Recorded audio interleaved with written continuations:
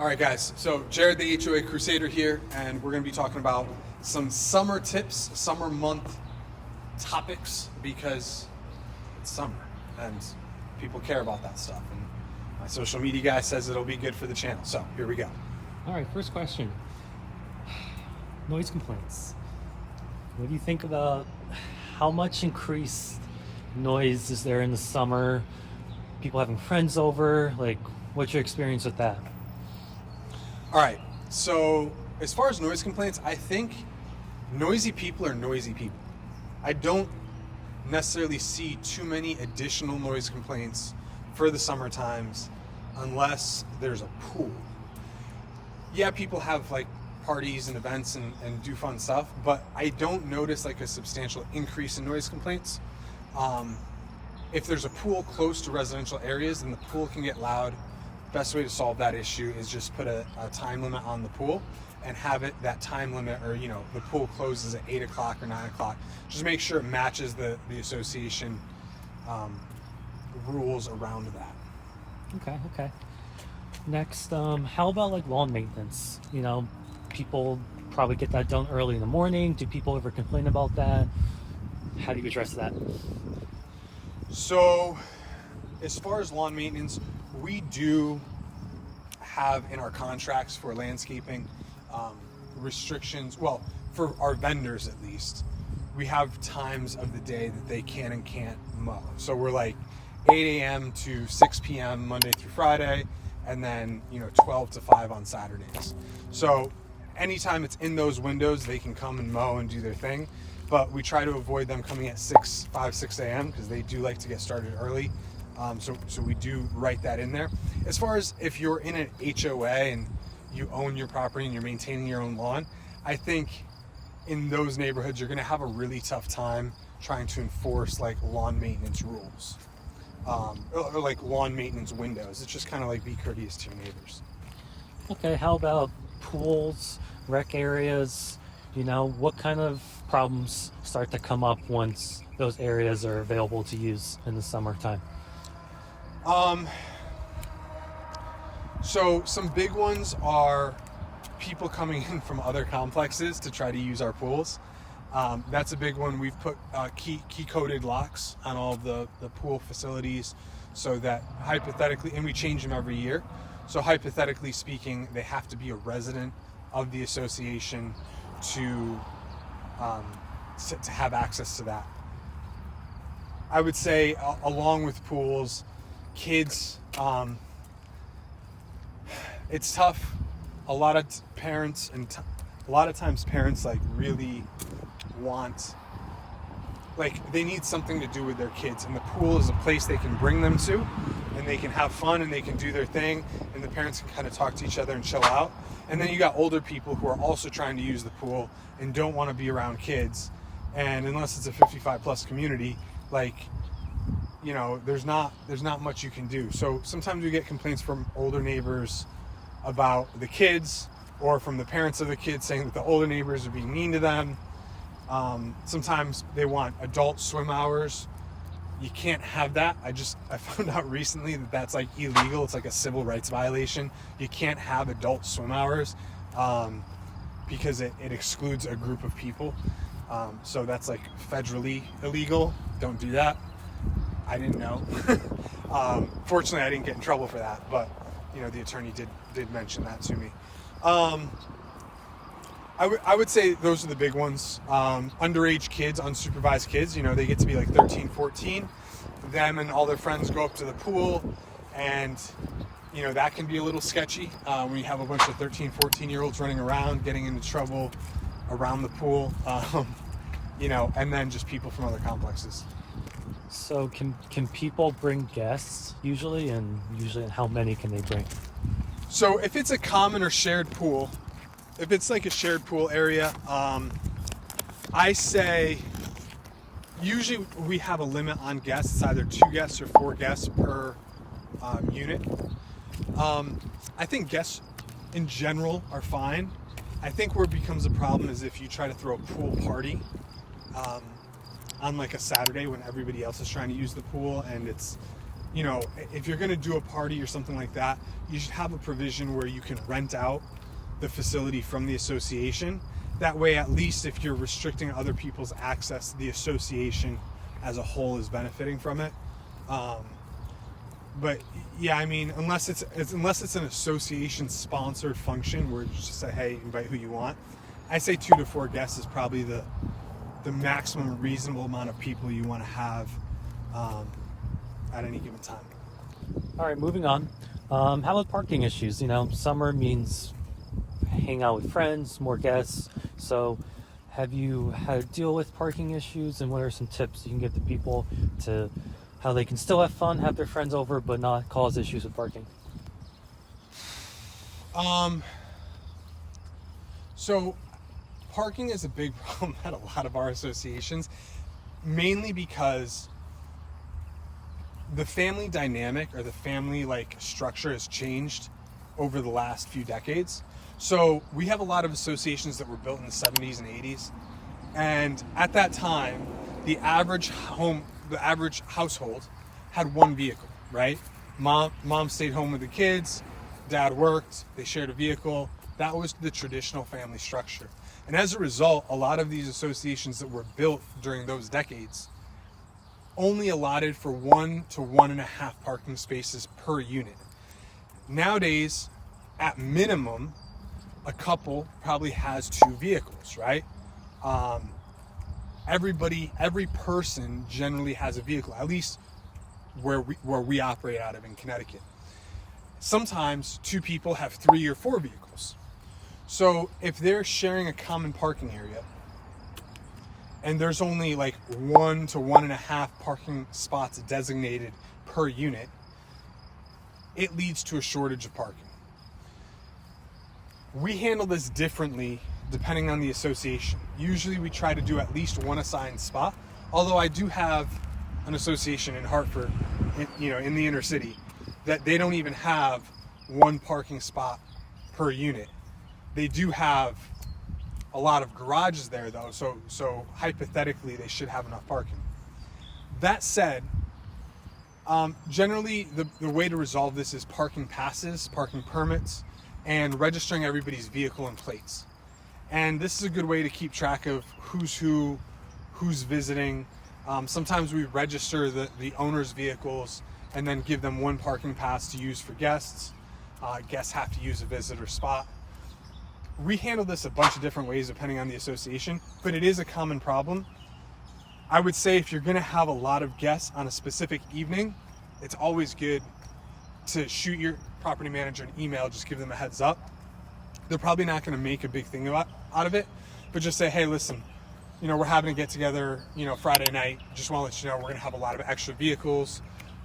If you could not tow that night, or not enforce parking rules, like we don't have enough passes, but we'd like to have a gathering.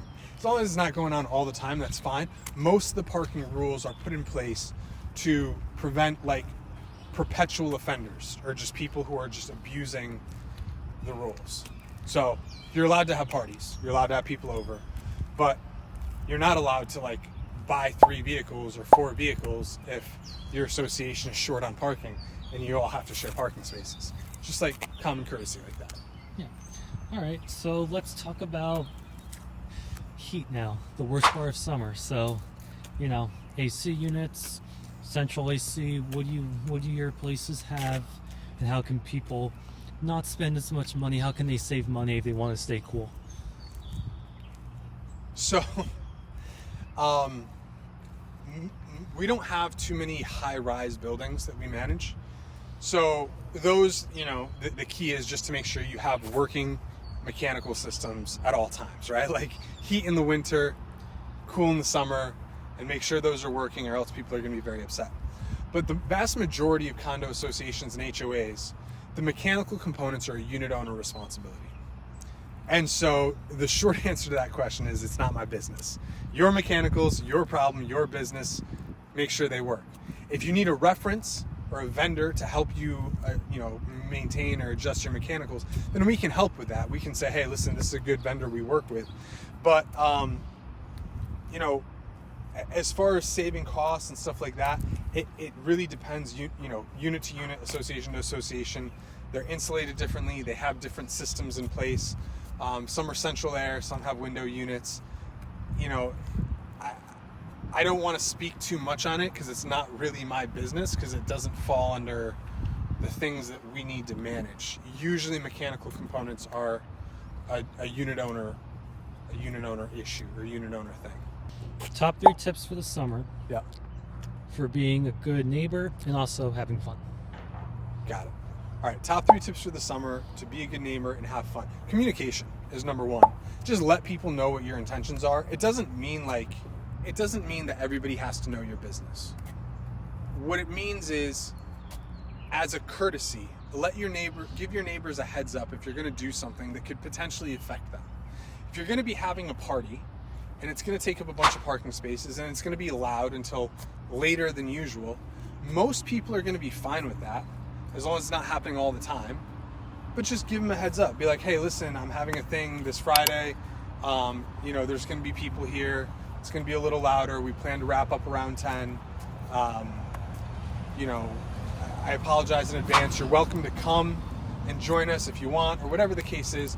You want to be neighborly, you want to be friendly, but you want to give people a heads up so that when it's going on, people know, okay, it's only going till 10 or whatever the case is. So they're not calling the management company and you're not running into issues in the middle of a night you'd planned a nice function, right? Like, just if you give everybody a heads up, it's more likely you'll get through it without any kind of issue or pushback from neighbors.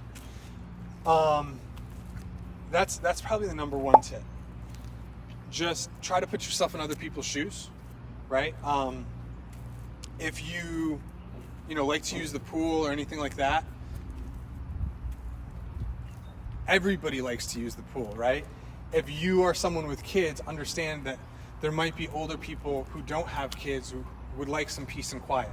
So just because it is your right to be there at any given point in time, maybe be conscientious if you see that there's this older lady who comes to the pool every day and, she just wants to swim in peace for a little bit. Maybe like for 5, 10, 15 minutes, you can, get the pools out or kids out of the pool to do laps. That's one solution that one of the attorneys had recommended to me, is to say that you can't discriminate against people because they're kids. Like, you can't have an adult swim time, but you can have a laps only time, right? So you can say, if you're not doing laps, clear out of the pool for this 1 hour. That way you're not discriminating against kids, but by proxy, it's like, are kids doing laps? Probably not. If the kids are doing laps, fine, they can swim in the pool. But the purpose of it is be conscientious of those people who are maybe different than you, are utilizing common amenities for different purposes, and just try to put yourself in their shoes. So everybody gets a piece and everybody can enjoy it, reasonably, right? So you get some time with the kids, the older people get some time doing their thing, and just, if you're neighborly and courteous and have open communication with people, usually goes a lot better. And sometimes it's just an easy, hey, friendly. It's just a friendly way to say, hey, listen, I'd like to do laps. I'd like to do laps for 15 minutes. Do you think, you could get the kids ice cream or do something else, while we do that? I don't necessarily know, but it goes back to communication and just being courteous and trying to put yourself in other people's shoes when you're anywhere. And in general, that will solve a lot of problems. Like, just put yourself in their shoes, try to see the world through their lens, and have some compassion for people. The third tip for a fun summer, I would say, that's all I got. I got two good tips for you. That's what you're getting today. All right, two good ones though. Now let's close it off with a nice, easy question. Tell us your top 3 things you like to do in the summer. All right, so my summer activities. I ride motorcycles, so that's obviously, I ride motorcycles all year long, but it is more fun in the summer, and you can do longer trips and travel further. So I like to do, some motorcycle camping. I'm big into backpacking as well. So sometimes I ride, on the East Coast we have the Appalachian Trail. I've put in, I don't know how many miles, probably 1,000 miles on the Appalachian Trail. I've connected steps from the New Jersey border up to Hanover, New Hampshire, and I just kind of keep chipping away like 3 days at a time. I try to do, roughly 12 to 15 miles a day. So if I'll take trips of like 3 to 5 days. It gets harder and harder to do when you're in property management because the phone's always going. So if you're going to be in the mountains with no service, it can be a little difficult. But I love backpacking, camping, and I love riding motorcycles, and then my wife loves the beach. So, I love the mountains. She loves the beach. We get a little, I don't want to say competitive, but, we have to alternate because she'll want to do like a beach vacation. I'll want to do a mountains thing. So, but I do tend to have to go to the beach with her pretty regularly during the summer to make her happy, even though the beach isn't necessarily my thing. So, those are the three things. All right. Thank you for your time. Thanks for checking us out, Paladin Property Management. You got some summer tips in this one. You got to know a little bit about me. Not that you really cared to begin with, but if you need advice on HOA or HOA management, if you are someone who lives in an HOA and could use some guidance in that, we have a course where we teach you everything we know about property management. And if you're in Connecticut and you would like some property management, we're happy to chat with you and see if we might be a good fit. So thanks so much and enjoy the rest of your summer.